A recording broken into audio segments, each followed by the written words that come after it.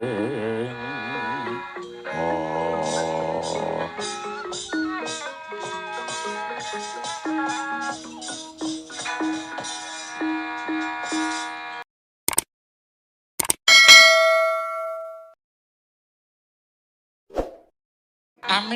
pasang kaliman tabik tinebena saking siku dendangan Bathara Dusinwun.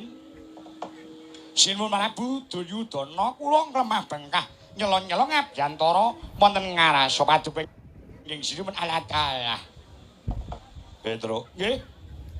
Padha becik satekamu. Nggih. Lamah kula wilujeng saking wingking dumugi ing ajeng. Pangestu paduka Sinuwun Duryudana ingkang kula ajeng-ajeng supados murakapi dumateng anak kula ingkang bajeng supados laris lan pajeng anggenipun bakul kajeng. Ya. Karo sapa Petro? Kalian Kang Gareng lawan Bagong. Terus ana wigati apa? Nggih, ngeten. Sowan kula nyuwun pangapunten ngregeti joben ingkang wonten setinggil Purayagong negara Ngastina. Nggih. Menawi kula mboten dipun utus lawan bapak kula Semar Badanaya, tangeh kula wanikaken sowan wonten ngasane paduka Sinuwun Prabu Duryudana. Kowe dikongkon bapakmu Semar. Nggih. Dikongkon apa? Kula kinen matur dumateng pepundhen kula para Pandhawa. Mila saking menika kula nyuwun pelilah saking ngarsa paduka, palilah. Lah nggih. Palilah. Lah nggih. Kowe mau muni piye? Pelilah salah kuwi. Palilah. Kula nyuwun palilahipun paduka ingkang Sinuwun ngungkuraken sawetawis badhe ngadhep dumateng para pundhen kula Pandhawa supados cetha lan gamblang anggen kula badhe matur dipun ilani nggih. Piye? Dipun ilani kula ngungkurke panjenengan. Ya, tak lilani. Ning aja suwi-suwi. Mboten. Kula niku mboten betah suwi kok. Pun meh 50 ngaten iki lek nggih suwi-suwi teng boyok sing mboten kuat.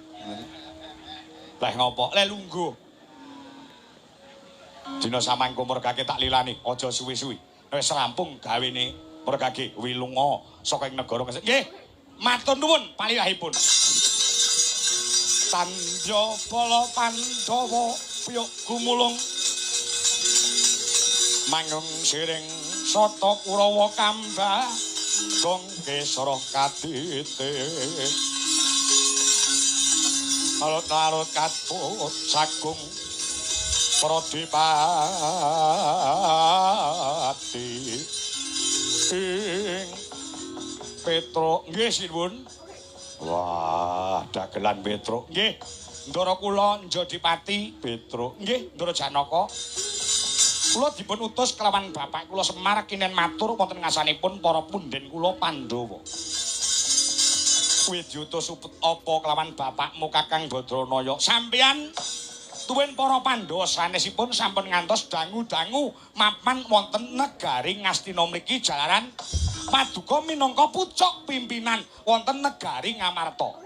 Sampeyan iku duwe negara dhewe, sampeyan iku dadi pepayung tumrape para warga panjenengan, para warga ing negara Ngamarta. Niku welinge Bapak Semar. Lah niki lenggan samangke wa sing gati kula kinen matur wonten ngaso paduka saderengipun sampeyan kundur dhateng negari Ngamarta paduka kinen mampir wonten ing Klampis Ireng mampir ana ing Karang Kadempel. Nggih wa sing gati dipun aturi nyekseni nggih dipun aturi nyekseni anggenipun Bapak Semar mbangun kayangan ngono Petro. Nggih lan selajengipun sampun ngantos paduka kedangon mapan wonten negari Ngastina. Sebabe apa? Kok nganti aku ora oleh suwe-suwe mapan ana ing negara Ngastina? Nek niki mengke sampean kesuwen wonten mriki, wonten kedadean wong bodho ngaku pinter, nek ora prayitna sing pinter iso keblinger. Niku ngendikane Bapak. Sing dimaksud ngeten. Bapak nek kandha kali kula, truk pepundhenu Pandhawa aja oleh suwe-suwe nek negara Ngastina. Kingko mbebayani merga kingko lek para Pandhawa pepundhenmu ing Ngamarta kesuwen mapan ana ing negara Ngastina kingko enek kedadian wong anyar kuwi asline goblok asline bodho ning ngakune dadi wong pinter. Lah sing pinter-pinter kingko nek ora prayitna lan ngati-ati iso keblinger. Petro madhep rene. Petro madhep rene.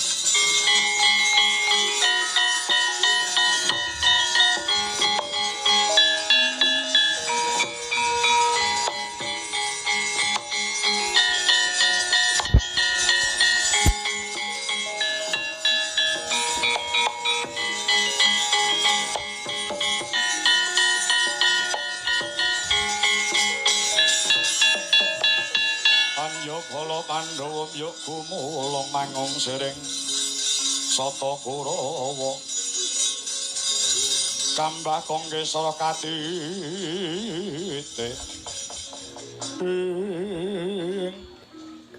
sing jorokne kula king wingking wau sinten sing jongkokne kula king mburi nika sinten aku Petro sampean sapa lho kowe ora ngerti sapa aku lho karo awake dhewe dik lali sampean sampean niku sinten aku Penemban Begawan Jati Sampurna oh pendhita sing jenenge Penemban Begawan Jati Sampurna kretek ora nganggo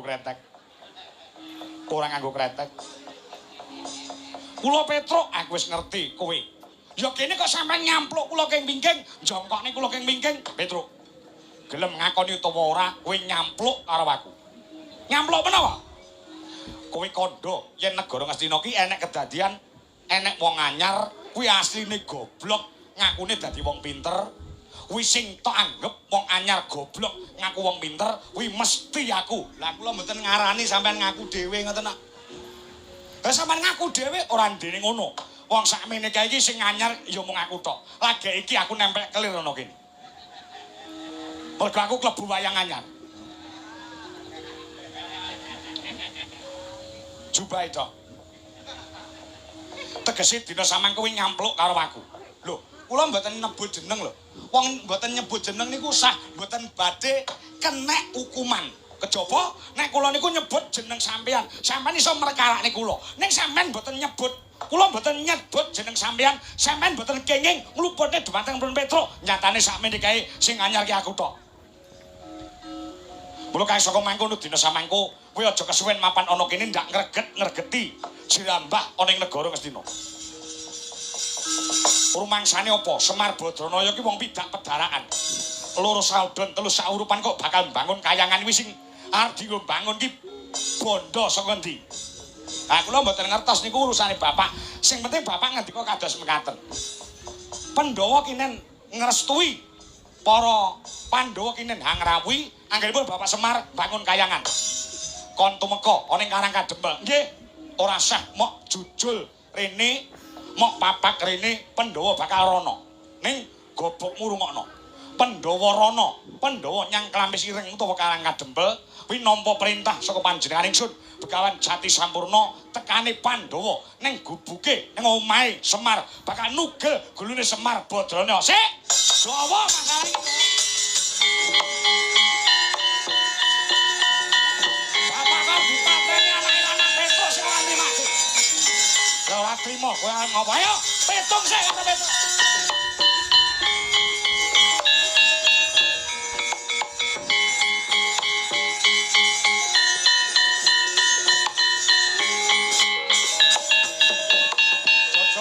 ler kinetap Dukaya yasine becocok pang mawi ngomenges kumajut padoning ati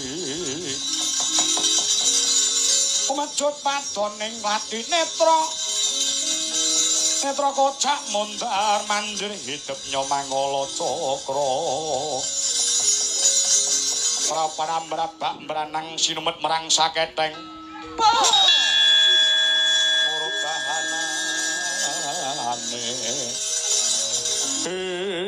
nek Bapak Semar arep dipateni anake lanang Petruk kantong bolong sing ora nrimake ayo langkaono bangkene Petruk nek arep mateni Semar Badranaya nyododo didodo Petruk aja dhuwur-dhuwur kelekmu mambu Petruk pirang-pirang dina mboten wani adus e ora